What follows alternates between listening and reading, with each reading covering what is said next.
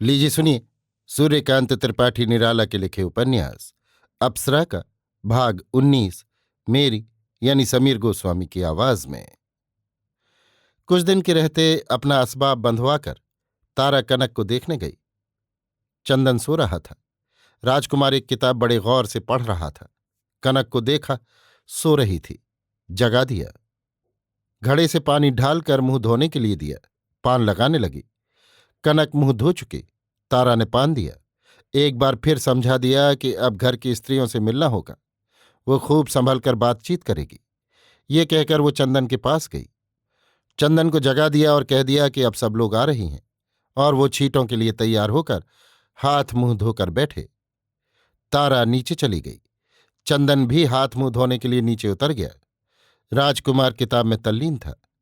देखते देखते कई औरतें बराबर के दूसरे मकान से निकलकर तारा के कमरे पर चढ़ने लगीं। आगे आगे तारा थी। तारा के घर के लोग, उसके पिता और भाई जो स्टेट में नौकर थे, चंदन की गिरफ्तारी का हाल जानते थे। इससे भागने पर निश्चय कर लिया था कि छोटी बाई जी वही लेकर भागा है। इस समय इंतजाम से उन्हें फुर्सत न थी, अतः घर सिर्फ दोपहर को भोजन के लिए आए थे और चुपचाप तारा से पूछकर भोजन करके चले गए थे। घर की स्त्रियों से इसकी कोई चर्चा नहीं की। डर रहे थे कि इस तरह भेद खुल जाएगा। तारा उसी दिन चली जाएगी, इससे उन्हें कुछ प्रसन्नता हुई और कुछ चिंता भी। तारा के पिता ने तारा से कहा कि बड़े जोर शोर की खोज हो रही है और शायद कलकत्ते के लिए आदमी रवाना किए जाएं। उन्होंने ये भी बतलाया कि कई साहब आए थे, एक घबराए हुए हैं, शायद आज ही चले जाएं। तारा 2-1 रोज और रहती, पर भेद खुल जाने के डर से उसी रोज तैयार हो गई थी। उसने सोच लिया था कि वो किसी तरह विपत्ति से बच भी सकती है, पर एक बार भी अगर गढ़ में ये खबर पहुंच गई तो उसके पिता का किसी प्रकार भी बचाव नहीं हो सकता। स्त्रियों को लेकर तारा कनक के कमरे में गई। दोनों पलंग के बिस्तर के नीचे से दरी निकालकर फर्श पर बिछाने लगीं। उसकी भावज ने उसकी सहायता की। कनक को देखकर तारा की भावजें और बहनें एक दूसरी को खोदने लगीं। तारा की मां को देखकर बड़ा आश्चर्य हुआ। कनक की ऐसी दृष्टि थी जिसकी तरफ देखकर किसी भी गृहस्थ की स्त्रियों को क्रोध होता। उसकी दृष्टि में श्रद्धा न थी स्पर्धा। बिल्कुल सीधी चितवन। उम्र में उससे बड़ी बड़ी स्त्रियां थीं, कम से कम तारा की मां तो थी ही, पर उसने किसी प्रकार भी अपना अदब नहीं जाहिर किया। देखती थी जैसे जंगल की हिरनी जल्द कैद की गई हो। तारा कुल मतलब समझती थी, पर कुछ कह नहीं सकती थी। कनक ने स्त्रियों से मिलने की सभ्यता का एक अक्षर भी नहीं पढ़ा था। उसे जरूरत भी नहीं थी। वो प्रणाम करना तो जानती ही न थी। खड़ी कभी तारा को देखती, कभी स्त्रियों को। तारा की माता प्रणाम करवाने और ब्राह्मण कन्या या ब्राह्मण बहू होने पर उसे प्रणाम करने की लालसा लिए ही खड़ी रह गई। तारा से पूछा, कौन है? तारा ने कहा, अपनी ही जात। कनक को हार्दिक कष्ट था। जाहिर करने का कोई उपाय न था। इससे और कष्ट। कनक का सिंदूर धुल गया था, पर उम्र से तारा की मां तथा औरों को विवाह हो जाने का ही निश्चय हो रहा था। कभी सोच रही थीं कि शायद विधवा हो। पहनावे से फिर शंका होती थी। इन सब मानसिक प्रहारों से कनक का कलेजा जैसे सब तरफ से दबा जा रहा हो। कहीं सांस लेने की जगह भी न रह गई हो। कुछ देर तक ये दृश्य देखकर तारा ने माता से कहा, अम्मा बैठ जाओ। तारा की मां बैठ गई और स्त्रियां भी बैठ गईं। तारा ने कनक को भी बैठा दिया। कनक किसी तरह उनमें नहीं मिल रही थी। तारा की मां उसके प्रणाम न करने के अपराध को किसी तरह भी क्षमा नहीं करना चाहती थी, और उतनी बड़ी लड़की का विवाह होना उनके पास 99% निश्चय में दाखिल था। प्रखर स्वर से कनक से पूछा, कहाँ रहती हो बच्ची? कनक के दिमाग के तार एक साथ झंझना उठे। उत्तर देना चाहती थी, पर गुस्से से बोल न सकी। तारा ने संभाल लिया, कलकत्ते में। ये गूंगी है क्या? तारा की मां ने दूसरा वार किया। और स्त्रियां एक दूसरी को खोद कर हंस रही थीं। उन्हें ज्यादा खुशी कनक के तंग किए जाने पर इसलिए थी कि वो इन सब से सुंदरी थी, और एक एक बार जिसकी तरफ भी उसने देखा था, सबने पहले आंखें झुका ली थी और दोबारा आंखों के प्यालों में ऊपर तक जहर भर उसकी तरफ उड़ेला था। उसके इतने सौंदर्य के अभाव से उतने समय के लिए वीतराग होकर और सौंदर्य को मन ही मन कस्बियों की संपत्ति करार दे रही थी। जी नहीं, गूंगी तो नहीं हूं। कनक ने अपनी समझ में बहुत मुलायम करके कहा। पर तारा की मां के लिए इससे तेज दूसरा उत्तर था ही नहीं, और घर आई हुई से पराजय होने पर भी हमेशा विजय की गुंजाइश बनी रहती है।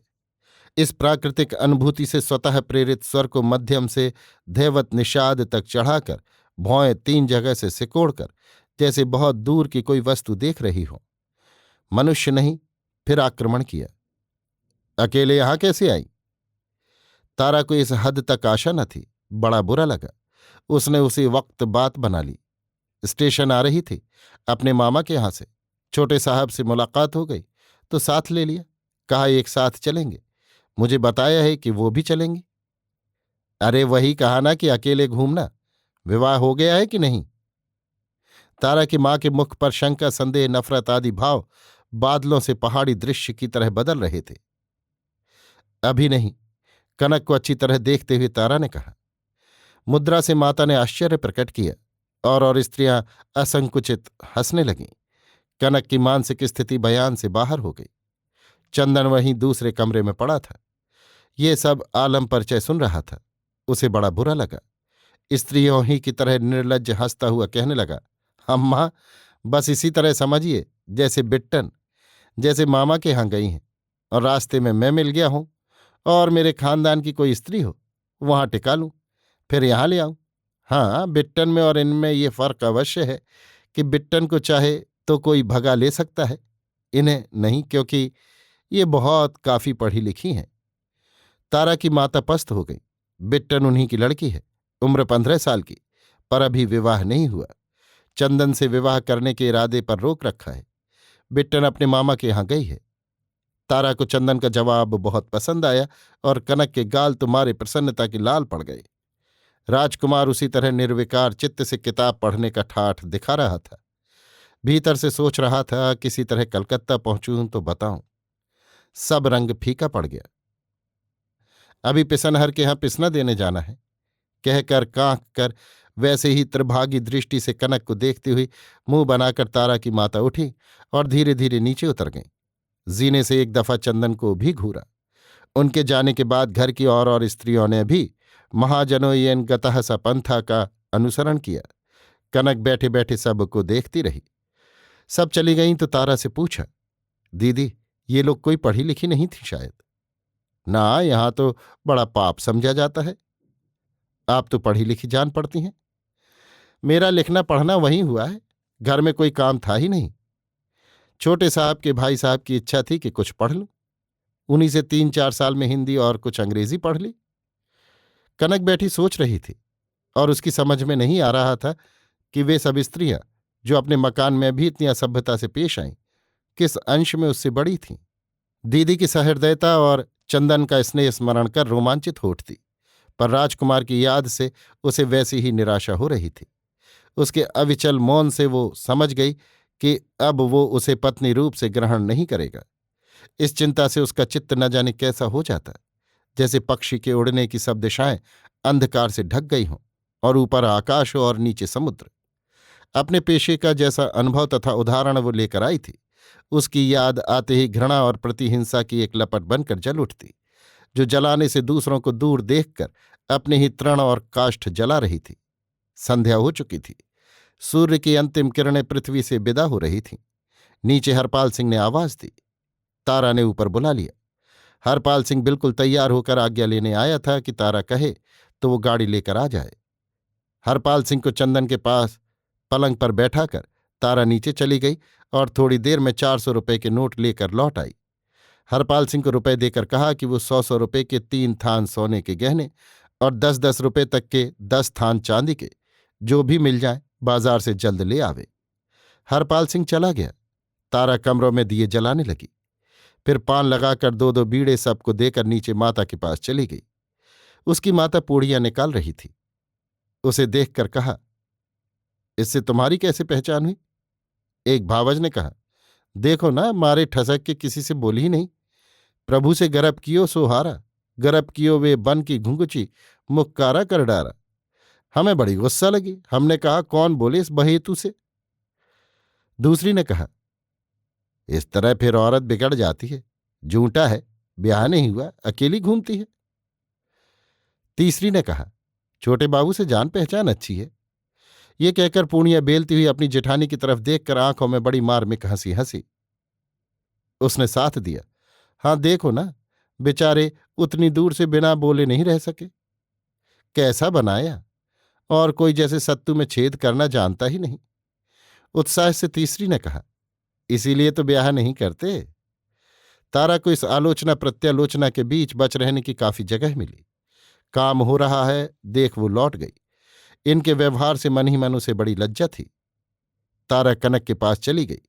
उसके प्रति व्यवहारिक जो अन्याय उसके साथ उसके मकान की स्त्रियों ने किया था, उसके लिए बार बार क्षमा मांगने लगी। पहले उसे लज्जा होती थी, पर दूसरी बार की आलोचना ने उसे काफी बल पहुंचा दिया। दीदी, आप मुझे मिलें तो सब कुछ छोड़ सकती हूं, कनक ने स्नेह सिक्त स्वर से कहा। तारा के हृदय में कनक के लिए पहले ही से बड़ी जगह थी। इस शब्द से वहां उसकी इतनी कीमत हो गई जितनी आज तक किसी की भी न हुई थी। चंदन पड़ा हुआ सुन रहा था, उससे नहीं रहा गया। कहा, बस जैसी तजवीज आपने निकाली है, कुल रोगों की एक ही दवा है, मजबूती से इन्हें पकड़े रहिए। गुरु समर्थ है तो चेला कभी तो सिद्ध हो ही जाएगा। हरपाल सिंह ने आवाज लगाई। तारा उठ गई। दिखाकर हरपाल सिंह ने दरवाजे पर ही कुल सामान दे दिया और पूछकर अपनी गाड़ी लेने चला गया। रात 1 घंटे से ज्यादा पार हो चुकी थी। ये सब सामान तारा ने अपनी भावजों तथा अपने नियुक्त किए हुए लोगों और कुछ परजों को देने के लिए मंगवाया था। मकान में जाकर तैयारी करने के लिए अपनी मां से कहा। पूड़ियां बांध दी गईं। असबाब पहले ही से बांध कर तैयार कर रखा था। घर में स्त्रियां एकत्र होने लगीं। पड़ोस की भी कुछ स्त्रियां आ आकर जमने लगीं। तारा उठकर बार बार देवताओं को स्मरण कर रही थी। ऊपर जा कनक को ओढ़ने के लिए अपनी चादर दी।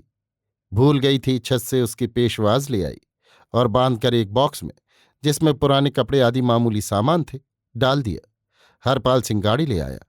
कोई पूछता तो गांव के स्टेशन गाड़ी ले जाने की बात कहता था। तारा ने भावजों को भेंट दी, माता तथा गांव की स्त्रियों से मिली, नौकरों को इनाम दिया।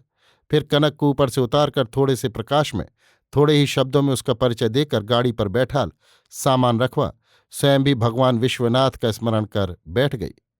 राजकुमार और चंदन पैदल चलने लगे। गाड़ी चल दी। अभी आप सुन रहे थे सूर्यकांत त्रिपाठी निराला के लिखे उपन्यास अप्सरा का भाग 19, मेरी यानी समीर गोस्वामी की आवाज में।